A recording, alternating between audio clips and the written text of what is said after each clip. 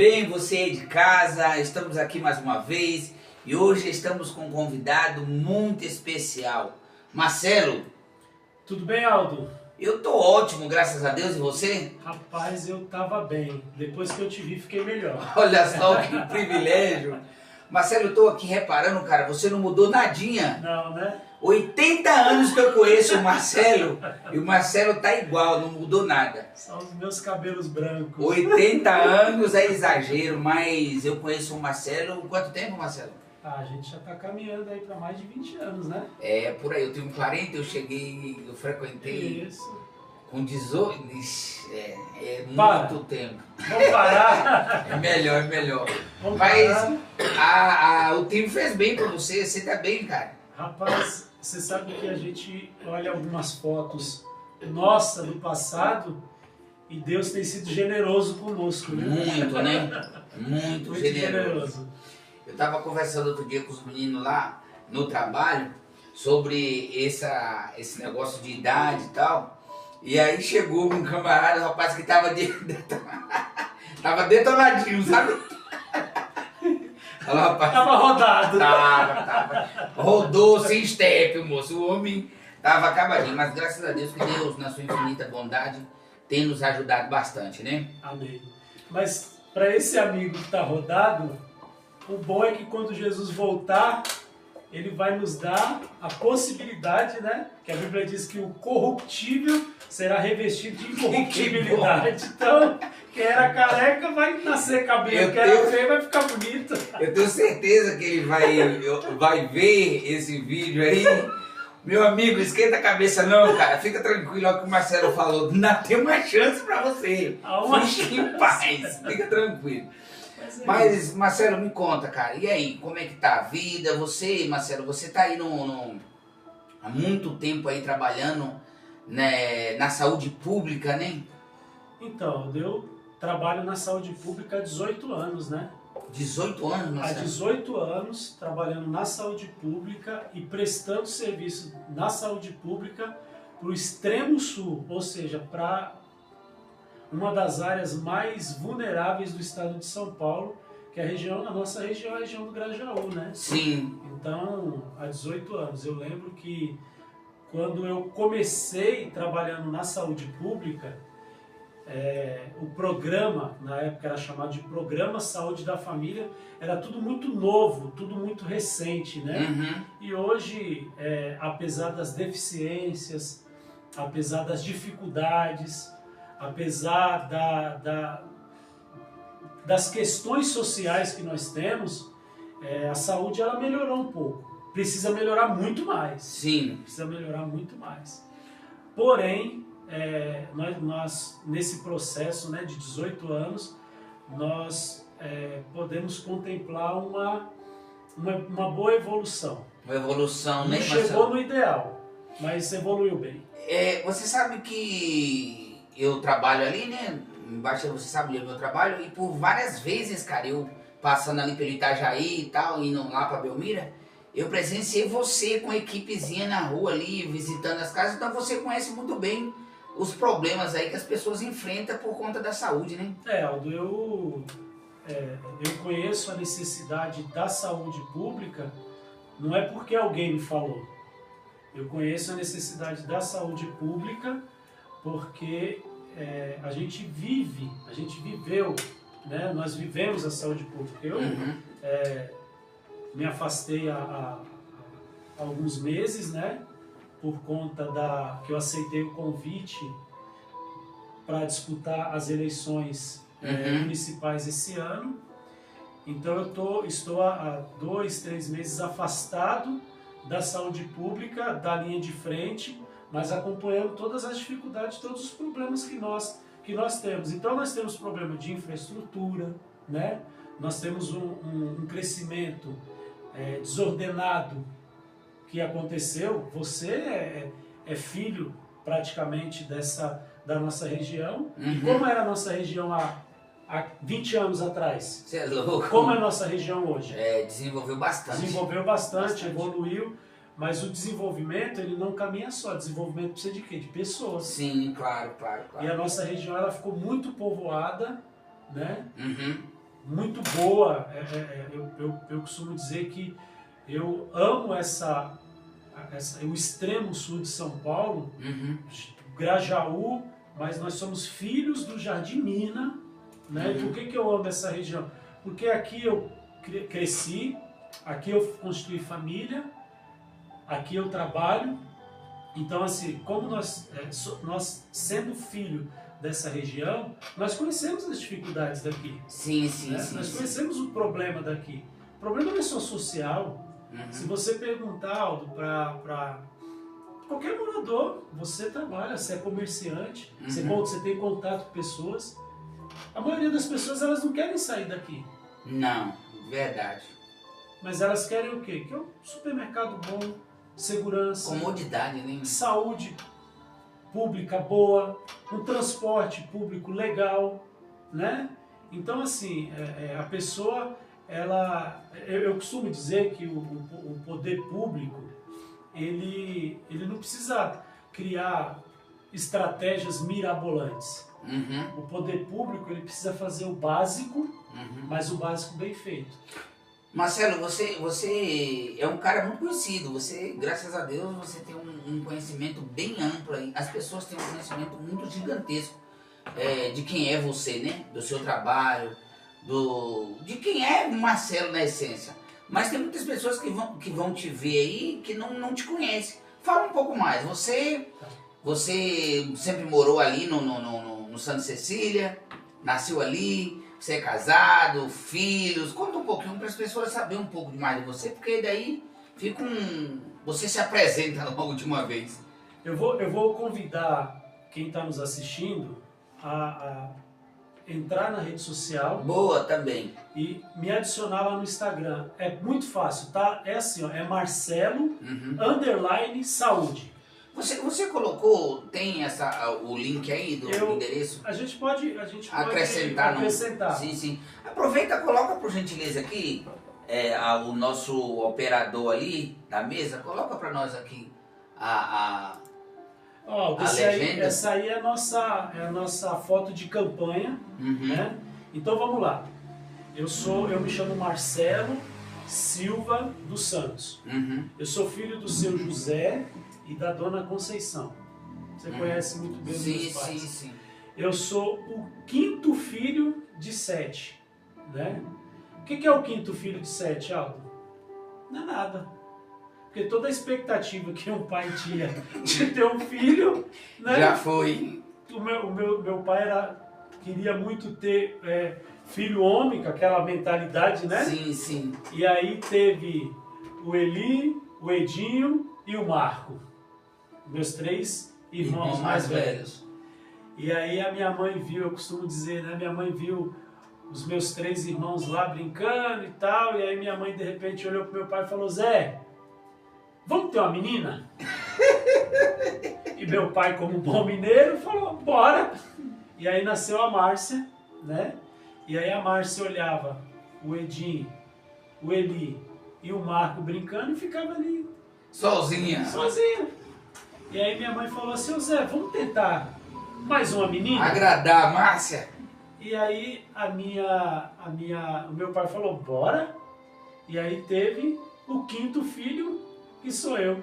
Marcelo. Então a expectativa era para que viesse uma menina e veio o Marcelo. Logo depois vieram as minhas 2 irmãs, a Marta e a Marília. E aí completou aí o nosso time, né? E aí minha mãe e meu pai decidiram não ter mais filhos. Mas eu falo assim brincando, mas eu sou o 5º filho de 7, né? E sou casado, né? A minha esposa é a professora Patrícia. Tenho 2 filhos, apesar dessa cara de menino novo, como você disse, de boizinho. Eu tenho o Gabriel, tem 18 anos, e a Melissa, a Mel, que tem 10 anos de idade, né? A minha formação acadêmica, eu sou formado em enfermagem, eu sou enfermeiro, né? E trabalho há 18 anos na saúde pública, né? Prestando serviço na saúde pública. Eu não nasci aqui nessa região, eu venho ali da região do Jabaquara, mas vim muito novo, muito jovem, para a nossa região aqui do Jardim Mirna e vim para cá entre 5 e 6 anos de idade.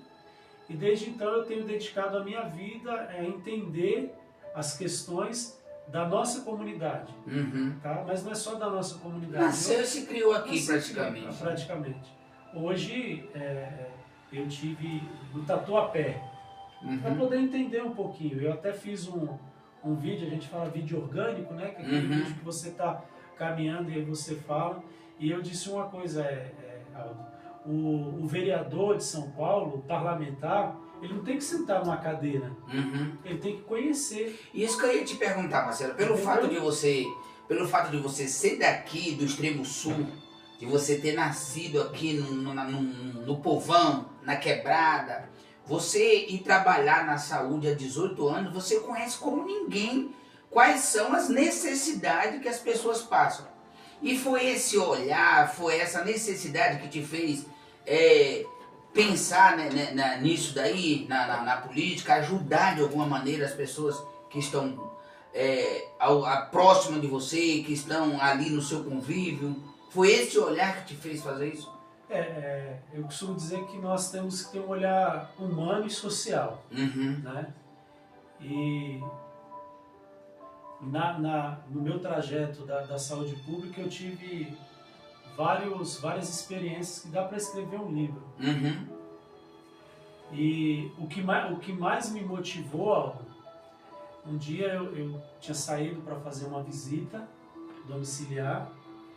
Estava eu e um amigo, um agente comunitário de saúde, e aí eu cheguei numa casa, e quando eu cheguei nessa casa, eu percebi que a senhora que estava lá, a dona da casa, uma jovem senhora, ela estava chorando.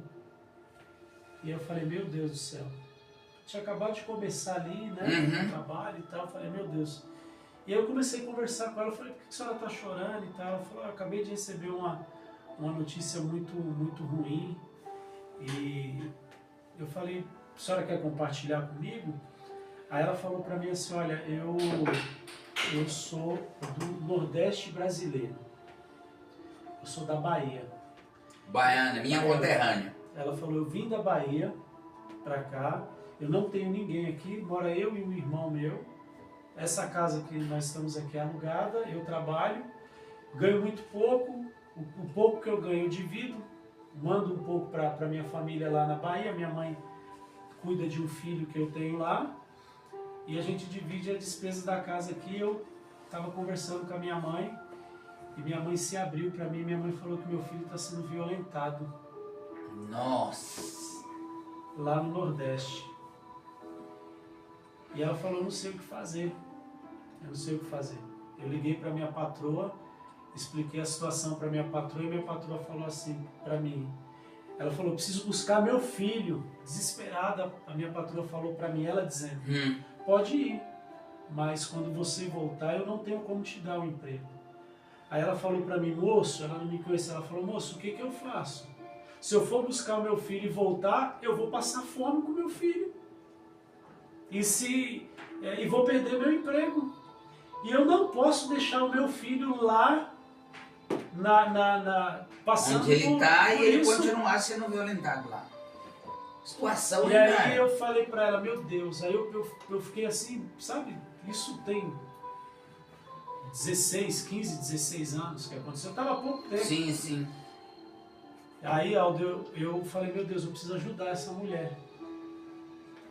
Eu peguei o telefone e eu liguei para minha irmã, e a minha irmã, a Marta, minha irmã mais nova que eu na época, ela trabalhava numa agência de emprego. E aí eu falei para ela assim, eu falei, Marta, se vira, arruma um emprego para essa mulher que ela precisa buscar o filho dela hoje. E ela falou, mas Marcelo, não tem e tal. Eu falei, Marta, se vira. E aí a Marta conseguiu lá, entrou nos dados lá da agência e conseguiu uma vaga de emprego para ela. Conseguiu uma vaga de emprego. Conseguiu uma entrevista, né? E aí ela foi na entrevista. E aí lá nessa entrevista, a psicóloga atendeu e falou, vai buscar seu filho. E ela foi buscar o filho dela. E eu saí daquela casa, já deixei tudo ali para ela poder ir, e eu não tive mais contato com ela. Umas 2 semanas depois eu estava no meu trabalho, essa senhora entrou e ela falou assim, olha, eu vim aqui para te agradecer. Aí eu falei para ela, a senhora buscou seu filho? Ela falou, busquei. Ela falou, eu queria te agradecer porque o emprego que eu arrumei, ele vai me dar a possibilidade de tratar o meu filho, ter uma atenção, essa criança, esse adolescente, essa criança, ela ia precisar de um atendimento psicológico, acompanhamento médico, né? Tudo isso. E ela falou, eu vou ter um convênio médico porque o emprego que você conseguiu, por intermédio de você, eu vou conseguir dar esse suporte para o meu filho, então você vai me ver pouco aqui.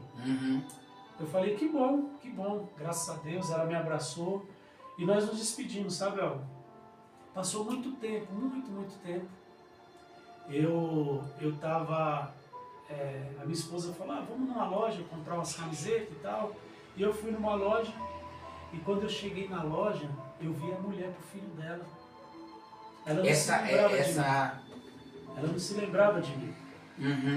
E eu percebi ali o carinho que ela tinha. Eu fiquei sentado ali, observando, né?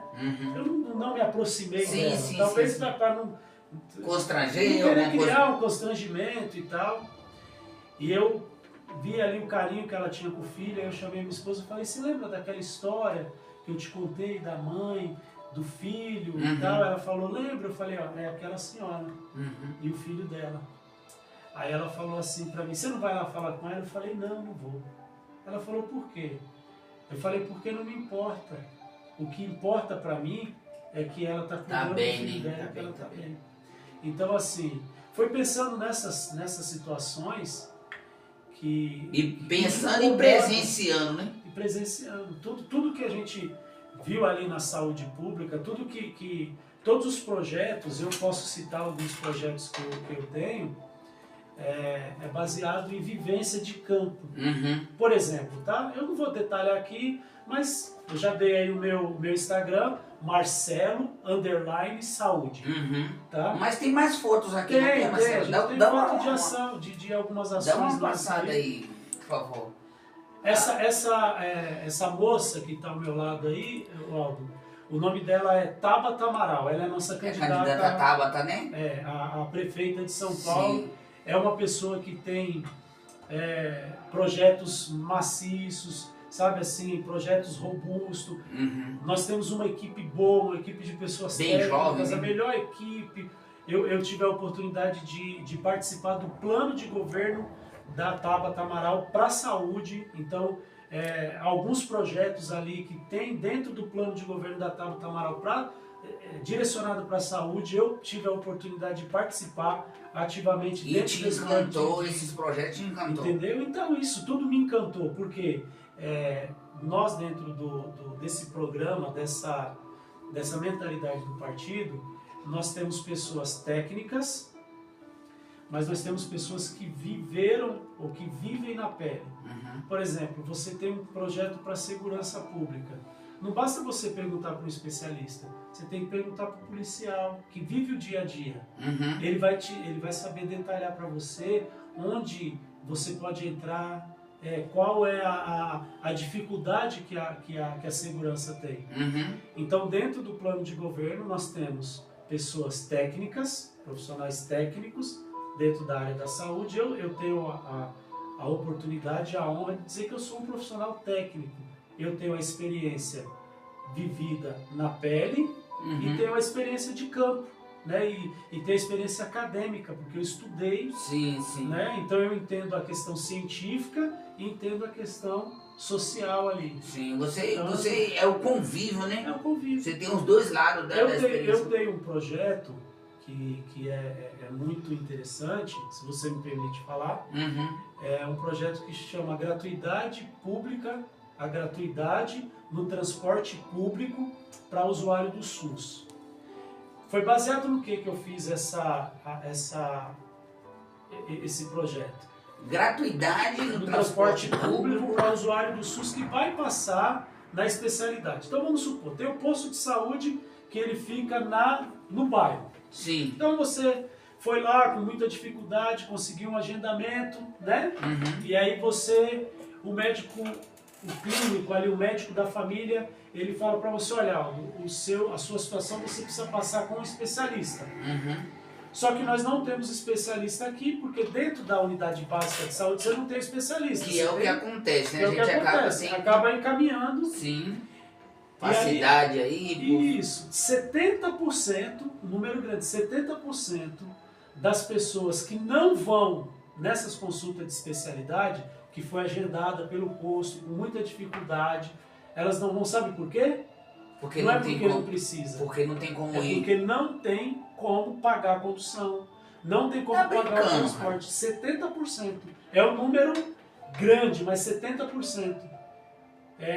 Muitas vezes a gente... E faz sentido, desculpa te interromper desse jeito, Marcelo, mas faz sentido porque se a pessoa tá doente, o cara não tá trabalhando. Sim. E se não tá trabalhando, como é que tem o dinheiro para ele? Para poder pagar. E aí você pega, por exemplo, um idoso acima de 60 anos que tem um problema de mobilidade, né? E aí ele vai passar numa consulta, seja onde for, pode ser próximo, pode ser em Santo Amaro, Cidade Dutra, mas essa pessoa tem dificuldade de mobilidade, né? Então, acaba sendo muito ruim. Então, a gratuidade, ela não expande só para o transporte público. Dentro desse projeto, eu tenho um adendo que diz o seguinte, que quando a pessoa tiver uma questão de mobilidade, a prefeitura precisa bancar o transporte dela. Então, nós temos hoje aí um monte de aplicativo. Por que a prefeitura não gera um QR Code e no dia marcado, no horário marcado da consulta, o carro do aplicativo encosta na porta da pessoa, leva a pessoa passa na consulta, quando ela sair da consulta, vem novamente outro carro de aplicativo e traz ela para dentro de casa. A prefeitura tem dinheiro. Eu estou falando do orçamento, do maior orçamento do Brasil, está aqui dentro da cidade de São Paulo, na nossa capital, no município de São Paulo. Tem várias, Marcelo, tem várias opiniões, tem várias visões em relação à saúde pública, né? Todos há de concordar, e você principalmente que trabalhou na área, que não é a saúde que queríamos ter. Exatamente. Não queríamos ter esse tipo de saúde. Precisa melhorar muito, cara, muito, muito. Mas a pergunta, passa mais, que é pra gente, Marcelo, isso aqui é um grupo... Eu vou guardar a pergunta aqui pra mim não esquecer, tá bom? Passa aqui, isso aqui é um... Esse é um grupo que a gente... esse grupo é um grupo de... Eu tô percebendo que tem mais idades, né? Isso, pessoas portadoras de hipertensão e diabetes, né? São chamadas de doença crônica. Que vocês acompanham. Há 12 anos, a comunidade, eu faço questão de citar aqui, a comunidade católica, Paróquia Nossa Senhora dos Anjos, no Jardim Itajaí, eles abrem as portas para que a gente atenda essa comunidade. Olha que legal, então, né? Interessante, hein? Aqui foi o último dia, foi meu último dia com esse grupo, antes de eu me despedir. Pedir a licença e de eu sair, né? Eu tirou essa foto com eles aí. Passa mais uma, por gentileza. Um beijo, um abraço para todo o pessoal do Jardim Itajaí. Verdade. Né? Essa aí foi no dia da convenção partidária, né? Onde sagrou a Tabata como candidata à Prefeitura de São Paulo. E o Marcelo, tá lá, Marcelo da Saúde, 340 como candidato a vereador. Tá, passa um pouco mais, Sara. Aí são outros... Esse é um grupo de alongamento que nós temos. Esse grupo é uma parceria, olha para você ver como nós fazemos parcerias, né? Aqui é o Parque Linear Cocaia, que fica ali. Ali pertinho. Aqui perto. Parque Linear Cocaia. E aqui tem a junção de duas unidades básicas de saúde. Unidade Jardim Três Corações e unidade Anchieta. Se junta. Junta a comunidade, temos aí o... Eu passo ali de manhã, Moço, dá vontade de estacionar e participar. Pode entrar e participar. É aberto para todo mundo. É muita gente, uma animação danada, é top, hein? E eu quero mandar um abraço aí pro Cris, né, o Cristiano, que é o educador físico. Cristiano? Cristiano. Cristiano, meu fofo, ei, qualquer hora dessa eu tô aí, tá? Tô aí pra chacoalhar o esqueleto, movimentar junto com esse povo. Tem a Mara, que é fisioterapeuta, que também acompanha esse grupo. É, né? A Mara. Né? Legal. E os agentes comunitários de saúde. Passa mais uma, né? Por favor. E aí é o grupo lá, tem muita coisa, viu? Se eu for postar todas as fotos aqui... Passa mais uma, né? É muita coisa, né? Muita coisa. Mas você já deixou o seu endereço, a gente vai colocar a especificação do link e tal, e quem quiser acompanhar... Só me permita fazer um comentário nessa foto aí. Nessa foto, essa pessoa que está ao meu lado aí, o nome dela é professora Camila Godoy. Ela foi a pessoa que me trouxe ao PSB, ao Partido Socialista Brasileiro. Ela é adventista, candidata à prefeitura de Itapevi. Então aqui em São Paulo, Tabata 40 e em Itapevi, professora Camila Godoy 40, né? 40 lá também. Entendeu? Legal. Então eu fiz questão de colocar porque foi um convite feito por ela e nós fizemos ali a articulação. Volta pra mim a primeira foto aí, onde tem a legenda Aí, para aí. Para aí um pouquinho, enquanto a gente estiver falando aqui desse assunto aqui, que eu não esqueci da pergunta. Vai lá. Porque é essa pergunta que quem tá aí nos assistindo vai querer fazer pra você. Tá. Então eu sou a voz do povo te perguntando as coisas aqui.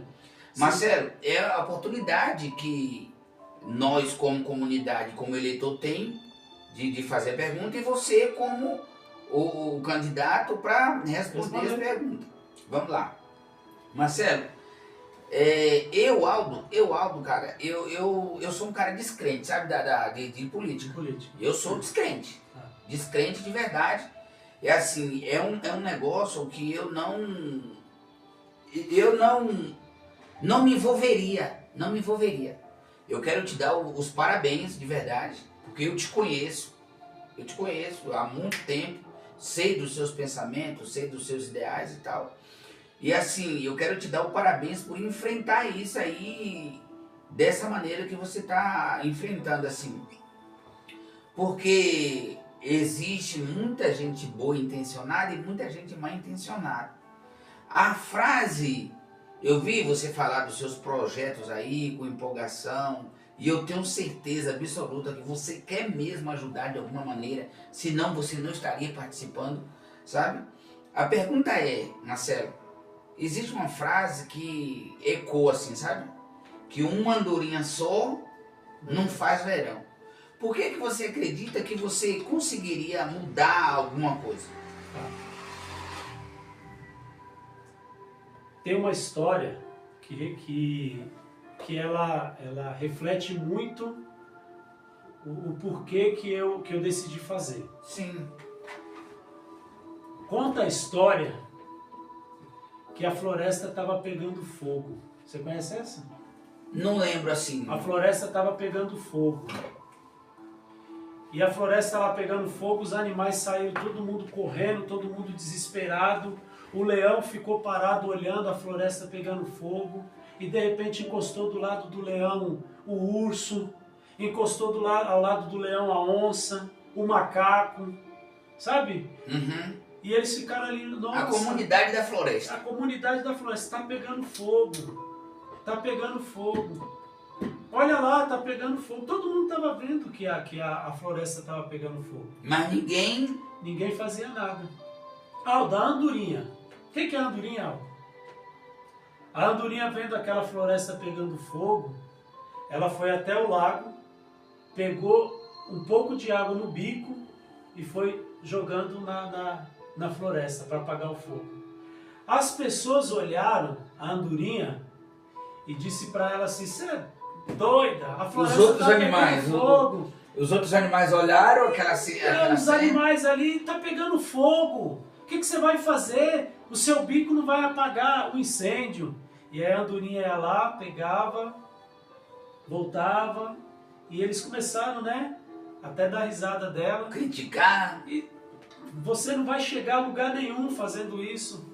E aí, de repente, a andorinha já cansada, a andorinha olha para aquele grupo de animais e ela diz para eles o seguinte: a minha parte eu estou fazendo.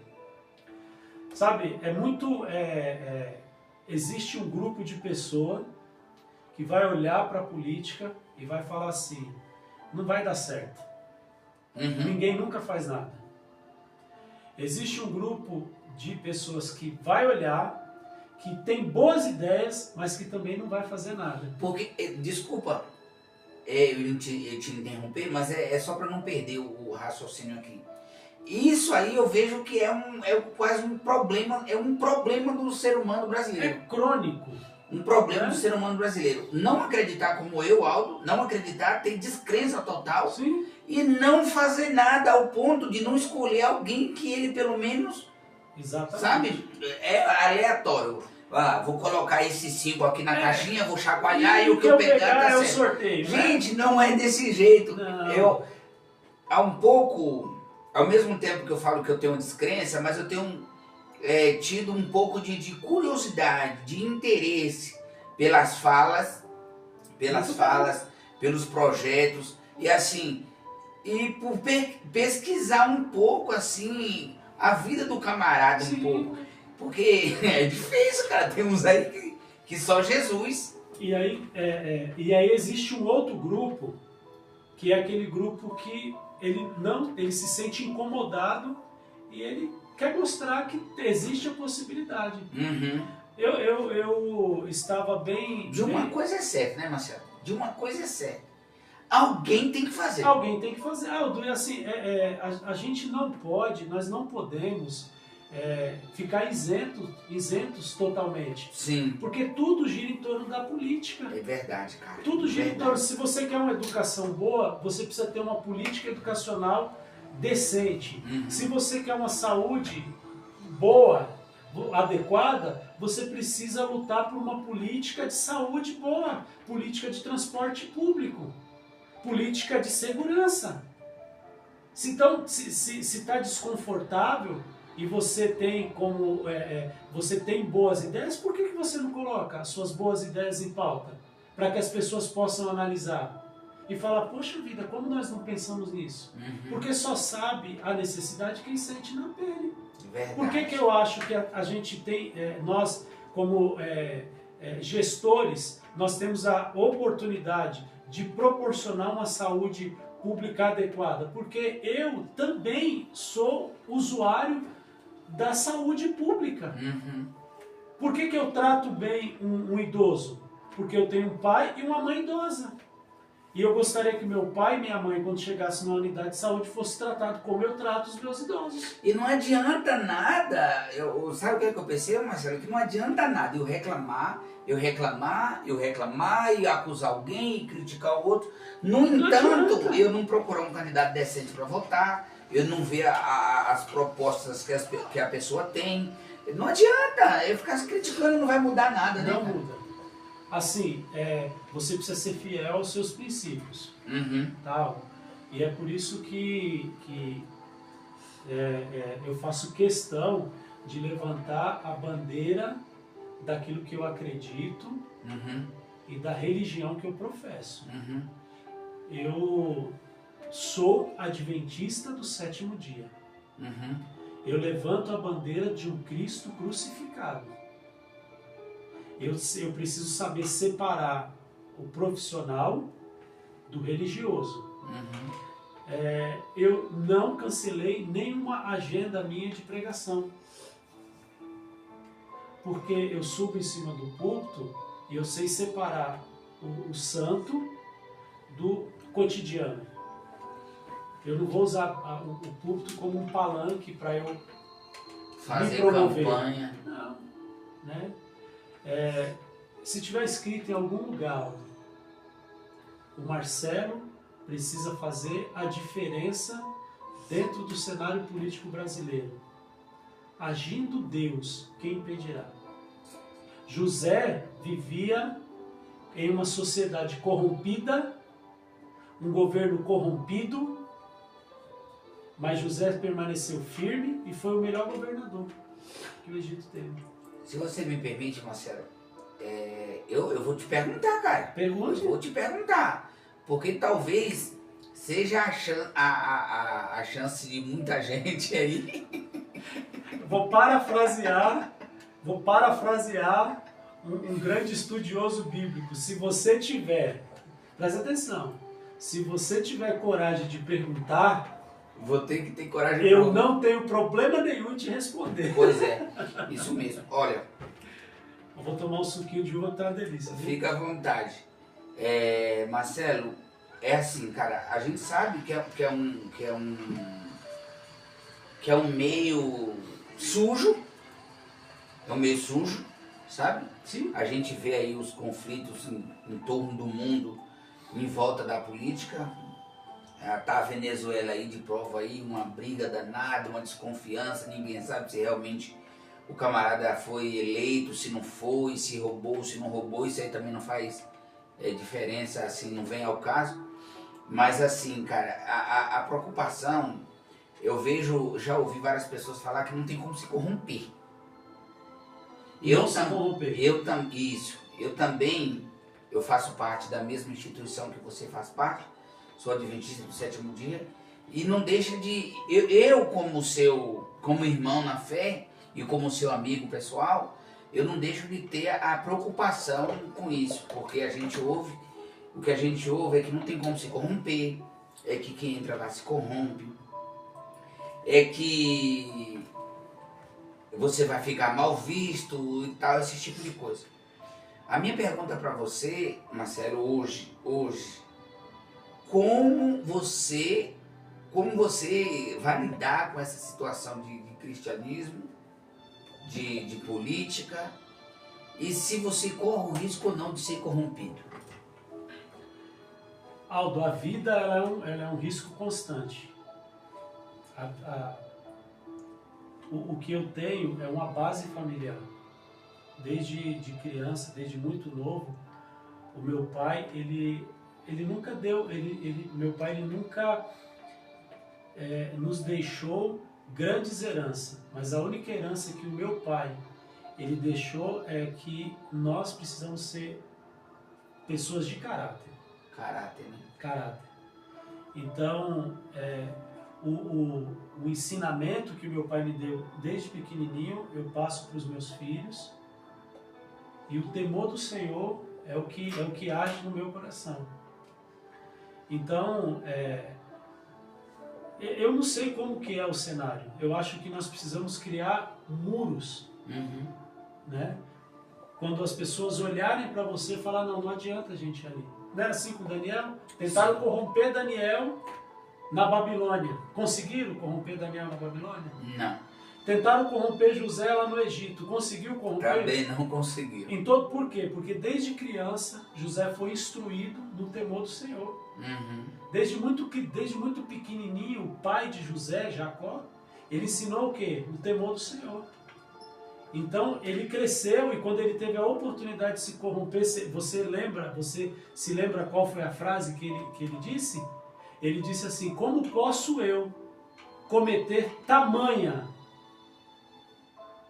atrocidade ou tamanha traição contra meu Deus? Então, quando Deus está à frente de tudo, e assim, eu não sei se você sabe, eu acredito que até você participa dessa corrente de oração. Existem milhares de pessoas que dobram o joelho diariamente. Eu posso te provar aqui no meu WhatsApp, orando para que Deus nos sustente e nos guie na vereda da justiça. Sim. Então, assim, nós temos muitas pessoas orando. Aldo, na pandemia, eu trabalhei na linha de frente. Você sabe muito bem. Sim. Eu cheguei, junto com os meus amigos, a dar um plantão de 15 horas. Né? Eu cheguei 7 horas da noite, saí 11h30 da noite do trabalho, porque estava um caos, e a gente puxando ali o pessoal, fazendo remoção de pessoas. E a gente estava ali trabalhando, e todo esse período de trabalho, o meu pai, cara, ele acordava meia-noite, todos os dias, e orava a Deus. O meu pai, ele sempre foi um homem de oração. Minha mãe sempre foi mulher de oração.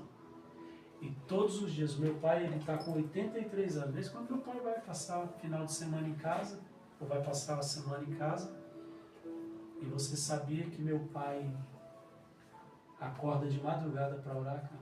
É, né? Eu percebo os passinhos dele na casa, ele ora ali 1 hora ajoelhado, e a minha mãe levanta e ora também com ele. Eu vou... Volta a imagem aqui do podcast, por favor. Isso. Obrigado. Marcelo, também existe uma frase que fala que primeiro eu tenho que falar que a política surge desse jeito por conta do dinheiro. O dinheiro. Do dinheiro. O dinheiro é a raiz de todos os males. Sim, mas existe uma frase, eu fiz as perguntas para que você tivesse a oportunidade de responder, mas existe uma frase que fala assim, que o dinheiro não transforma ninguém, né? Não. Apenas mostra quem de fato a pessoa é. Ou o caráter da pessoa, que a pessoa deixa se mostrar pelo poder que ela exerce. E realmente o dinheiro não transforma ninguém. Não. Você transforma um ser humano, são princípios. Sim. E segura aí o que você ia falar, porque é muito importante eu dizer uma coisa. Ellen White escreveu assim, ó: Deus precisa de homens e mulheres que sejam fiéis aos seus princípios, assim como a bússola é fiel ao seu marcador. Deus, ele precisa de homens e mulheres que sejam tão fiéis àquilo que eles acreditam, que ainda que o céu caia sobre vossas cabeças, essas pessoas não se desviarão dos seus princípios. Amém. Então, se o princípio ele é ensinado desde criança, o que a Bíblia diz? Ensina o seu filho no caminho que deve andar. Que ainda sendo grande, não se desviará dele. Né? Então, assim, durante toda a minha vida, o meu pai, ele sempre fez questão de talvez não de forma explícita, mas implícita, de colocar palavras de exaltação. Você consegue, você vai, você consegue, você é um homem de caráter, eu acredito no seu potencial. Então, assim, você não tem como se desviar, né, da sua responsabilidade. E não há como você lutar pelos seus ideais se você cruzar os braços, né? Se você acredita em algo, você tem que lutar por isso. Pra cima. Isso aí. E vamos pra cima. Isso aí. Aldo, deixa eu só te fazer uma pergunta. Ficou claro com relação às questões políticas? Pra mim ficou. Eu não sei se ficou para as pessoas de casa, mas eu creio que sim, né? As perguntas foram bastante diretas. Mas se você tiver algo a acrescentar, por favor. Se não ficou claro, entra lá no meu Instagram, Marcelo_Saúde. Pode fazer uma pergunta, boa, lá no direct. Boa. Eu respondo todo mundo. Sim, Às vezes demora um pouquinho, mas eu respondo todo sim, mundo. Sim. E sou eu que respondo, viu? Uhum. Não é robô, não é ninguém, eu respondo. Sim. Tá? Então entra lá, Marcelo_Saúde, pode fazer a pergunta que quiser. Uhum. Eu vou estar respondendo. Boa, Marcelo, obrigado. A gente vai deixar o link aí no vídeo aí, que para as pessoas que tiverem curiosidade, quiser conhecer mais sobre o seu trabalho, as pessoas ir lá e ficar sabendo um pouco mais. Mas, Marcelo, o quadro aqui, isso marcou a minha vida. Antes do Marcelo... político. do Marcelo político, obrigado. Antes de o Marcelo entrar de cabeça nisso daí, o convite já havia sido feito, né? Sim. Já havia sido feito, a gente já tinha conversado sobre isso aqui, sobre esse bate-papo. E você já era para ter vindo aqui, né? Era para ter vindo aqui. Acabou que por conta da correria e tal, você não conseguiu. Mas que bom que Deus prepara tudo, né, Marcelo? Sim. Mas o quadro, isso marcou a minha vida, Marcelo. Antes de a gente começar a gravar, o Marcelo estava contando para mim aqui uma história. E eu pedi para ele não terminar e contasse agora algo aí que marcou a sua vida, assim, Marcelo, e que de alguma maneira você vai contar. Porque qual é o propósito disso aqui, Marcelo? O propósito desse bate-papo, dessa interação aqui, dessa troca de conversa e tal, é fazer as pessoas de casa, ajudar de alguma maneira as pessoas de casa e fazer as pessoas pensar, sabe? Que existe um Deus, cara. Existe um Deus, eu sou cristão, você é cristão, sabe? Existe um Deus e esse Deus pode todas as coisas. Independente da situação que você se encontra, independente do que você está passando, somente confie, somente creia que Jesus é o doador da vida e Ele pode fazer algo por você. O Marcelo vai contar uma história muito surpreendente aí do poder do nosso Deus e o que nosso Deus pode fazer para ajudar os seus filhos. Marcelo? Amém. Era um sábado à tarde. Eu estava conversando com a minha irmã,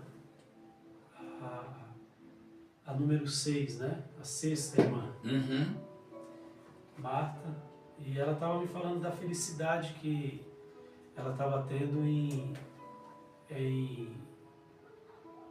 na sua casa nova, né? Na sua casa nova.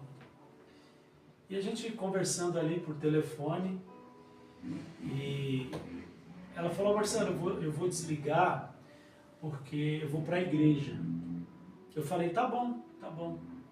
Depois nós voltamos a nos conversar. E esse sábado, né, no sábado que nós estávamos conversando, tinha sido um sábado um pouco intenso, assim, sabe?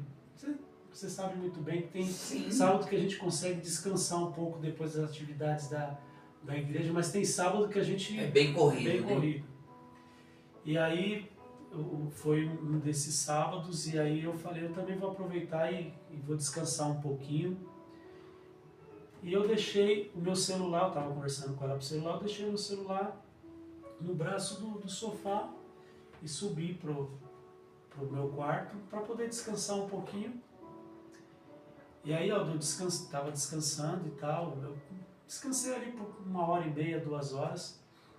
Quando eu desci, eu olhei meu celular e estava assim, recheado de ligação. Minha mãe tinha me ligado, minhas irmãs tinham me ligado, meu irmão tinha me ligado. E aí eu falei assim: meu Deus, o que aconteceu? Aí tentando falar... Tanto de gente desse ligando ao mesmo tempo, né? Quando a gente encerrou a nossa conversa falando a respeito da profissão ali, eu falei para você que o meu pai sempre foi um homem de oração. Sim. Sempre foi um homem de oração. Desde quando eu entendo por gente, o meu pai e a minha mãe acordam de madrugada para poder orar a Deus. Que bom, hein? Isso aí faz total diferença na vida do ser humano. Algumas vezes eu não sou regrado, porque hoje eu durmo 9 horas, amanhã eu durmo 2 horas da manhã, depois de amanhã eu deito 11 horas, eu não tenho um horário fixo, porque por conta da nossa vida profissional a gente acaba, né, se perdendo um pouquinho nessa situação. Mas enfim, os meus pais sempre foram de oração. E aí, Aldo, eu desci, peguei ali o meu telefone e olhei minha mãe tentando ligar para mim e tal. E quando eu peguei no telefone para eu poder ligar, a minha irmã Márcia estava me ligando. Eu atendi o telefone. Ela falou: Marcelo. Eu falei: oi. Ela falou: aconteceu uma tragédia. Eu falei: o que foi? Ela falou: você não está sabendo o que aconteceu? Eu falei: não. Ela falou assim: o Davi, que é o filho da minha irmã, da Marta, Davi tem 3, 4 anos.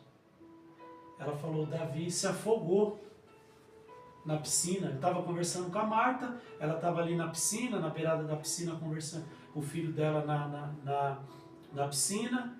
E aí, quando ela terminou de conversar comigo, ela falou assim: Davi, sobe, vai com a sua irmã se arrumar, que nós vamos para a igreja. Ele falou, vamos para a igreja, mamãe? Ela falou, vamos. 4 anos de idade? Isso, 3, 4 anos.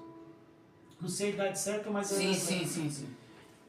E aí ela falou, sobe. Ele saiu correndo da piscina. E eu acho que quando ele chegou na sala, ele viu que a irmã não estava. E a minha irmã, a Marta, saiu da piscina e foi pegar o rodo na parte da frente da casa. E ela veio puxando a água do começo da casa para o fim. E ela estava de costa para a piscina. Não estava vendo nada do que estava acontecendo lá. E aí ela falou que de repente um estalo, ela ouviu, Davi, Espírito Santo, né? Gritou, bradou no coração dela. Ela disse que quando eu conversando com ela, ela falou que quando olhou para trás, ela viu só o Davi boiando. Meu Deus, cara. Aldo, existe uma coisa que a gente precisa entender. Deus, Ele leva a sério o cuidado. Com certeza. Quando a gente entrega a nossa vida nas mãos de Deus e fala assim, Deus, toma conta da minha vida, Ele leva a sério. Muitas vezes a gente não leva a sério. Na primeira dificuldade a gente fala, ai meu Deus, né? Ou na primeira dificuldade, ou quando acha que não está precisando, mais. Aí já esquece.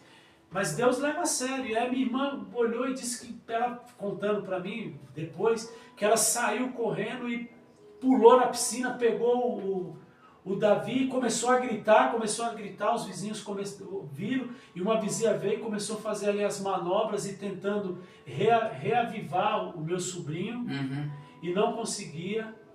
E aí a mulher tentando, a vizinha tentando, não conseguia. Conversando com meu pai depois, meu pai disse que as pontas dos dedos da mão do Davi e dos pés já estavam roxos, ele não respondia. Caramba! E aí tentando reanimar, e de repente o esposo dessa vizinha que estava tentando reanimar o meu sobrinho, ele pegou no braço dessa senhora e disse assim, o Davi já não está mais conosco. Deixa, ele não está mais conosco. E aí o meu pai, 82 anos, olhando toda aquela situação ali, 82 para 83 anos, olhando aquela situação, quando ele viu aquele cenário, ele se lembrou da intimidade que ele tem com Deus. E ele pegou meu sobrinho de orar no colo, todas as ele pegou meu sobrinho no colo e ele falou assim, Deus, há muitos anos a gente vem conversando. Há muitos anos eu venho te pedindo algumas coisas. E hoje não vai ser diferente. Meu sobrinho no colo dele. Meu pai tem 1,50 m e poucos. E aí meu pai segurou meu sobrinho no colo e falou, Deus, não tire a alegria da minha filha. E não deixe meu neto embora. Eu te peço. O senhor não precisa fazer mais nada comigo. E aí meu pai pegou o meu sobrinho e colocou no colo da minha irmã. Quando ele colocou meu sobrinho no colo da minha irmã, meu sobrinho abriu o olho e ficou olhando para ele assim e começou a vomitar. Deus devolveu o fôlego de vida para o meu sobrinho. Amém, cara. Quando nós temos intimidade com Deus, quando nós temos relacionamento com Deus, quando nós temos uma intimidade com Deus, Ele responde a nossa oração. Sabe, por que essa história... Tem muitas outras histórias, mas essa história foi a história mais recente que aconteceu. Se a gente ficar aqui, nós vamos ficar a noite toda, eu vou ficar contando a noite toda situações que aconteceram. Nós não pode e temos exatamente 5 minutos porque a câmera desliga. Então, assim, Deus, Ele leva a sério. Deus, Ele leva a sério o cuidado com seus filhos. Com certeza. Eu gostaria de deixar uma mensagem. Sim, por favor. Eu não sei o que você que está assistindo, o que você tem questionado a Deus. Eu não sei o que você tem perguntado a Deus. Mas ao invés de você perguntar a Deus por quê, pergunte a Deus para quê. Para que eu estou vivendo essa situação? Qual é o propósito de eu estar passando por essa dificuldade? Qual é o propósito de eu estar vivendo essa história? Em vez de perguntar por quê, eu pergunto a Deus para quê. Porque quando eu pergunto por quê, eu estou intimando Deus a justificar o porquê que eu estou passando aqui. Está pedindo que Deus te explique. Quando eu pergunto a Deus, para que Deus? Eu estou perguntando para Ele, qual é o propósito? O que é que eu tenho que mudar? O que é que eu preciso mudar? O que é que eu preciso fazer? O que é que eu vou tirar de aprendizado dessa situação que eu estou passando? E Deus pode ter certeza, Aldo, que Deus ele responde a nossa oração. Claro, na sua infinita bondade e misericórdia, Deus atende a súplica dos necessitados. E aí, se eu puder estender mais um pouquinho, Deus tem 3 formas de responder a nossa oração. Sim, não e espera um pouco. Fala de novo lá, Marcelo. Sim, não e espere um pouco. O sim a gente atende porque é o que a gente está esperando. Sim. O não a gente aceita também. A gente resmunga. Uhum. A gente fala, por que não, Deus? Mas com o tempo vai passando, a gente vai aceitando. Mas agora algo que é mais difícil de nós aceitarmos é quando Deus olha pra gente e diz assim, filho, espera um pouco. Espera um pouco. Vivemos num mundo que é instantâneo. É na hora, é pra ontem, é agora, é aquela loucura. É aquela loucura. Então Deus, ele é fantástico, né? Quando nós temos um relacionamento íntimo com Deus, um relacionamento de comunhão com Deus, Deus ele não é uma pessoa estranha. Ele é o nosso amigo. Verdade. O nosso cotidiano. E aí, meu amigo, Deus ele anda comigo ao meu lado. E aí você me fez uma pergunta, como não se corromper? Deus estando do nosso lado, nós vamos ter vontade ou capacidade de fazer alguma coisa errada? Não vai. Se a gente entrar de manhã no nosso carro e falar, Deus, vamos trabalhar comigo, senta aqui, e alguém fechar a gente no trânsito, a gente vai pensar 2 vezes, né? Nós vamos olhar para o lado e ver que Deus está ali do nosso lado, a gente não vai chegar. Não quero decepcionar o meu Deus. Deus, vamos trabalhar comigo hoje, vamos pegar o ônibus lotado.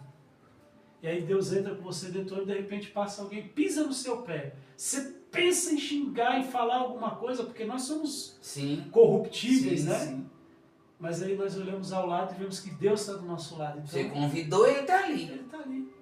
Então assim, nós precisamos convidar mais Deus para estar no nosso trabalho, na nossa casa, na nossa família, no nosso cotidiano, nos nossos planos, nos nossos projetos, né? Sabe, Marcelo, a gente ouve toda hora e a gente sabe que o nosso país é um país cristão. É um país laico. Qualquer um pode adorar o seu Deus, compartilhar da sua fé. É um país democrático, né? Você tem no entanto, você aí tem exercido a sua fé? Tem buscado esse Deus que você diz confiar, que você diz exaltar? Tem confiado? Tem acreditado? Que Deus abençoe. Obrigado, Marcelo. Aldo, que Deus abençoe a sua vida, a sua família. Amém. E que Deus abençoe a sua história. Foi um prazer imenso, imenso, de verdade. Muito obrigado por ter aceitado o convite de vir até aqui, para nós bater um papo, compartilhar um pouco das suas ideias, falar um pouco das misericórdias do Senhor Jesus Cristo sobre as nossas vidas. Que Deus, na sua infinita bondade, continue cuidando de você e dos seus projetos. Amém. Eu vou deixar só um texto bíblico aqui, porque a gente não pode ir embora sem, por favor, sem deixar esse texto bíblico. Eu estava conversando com um grande amigo meu essa semana e ele falou, Marcelo, eu queria orar com você. E aí ele, morando lá em Itapetininga, nós ajoelhamos, eu na minha casa, ele na dele, e oramos junto, e ele falou, leia Deuteronômio capítulo 31, versos 6, 7 e 8. Eu vou ler só o verso 6. Tá. Não temas e não vos espante diante deles, pois o Senhor Deus vai contigo e não te desampara. Amém. Amém. Vamos orar? Deus abençoe.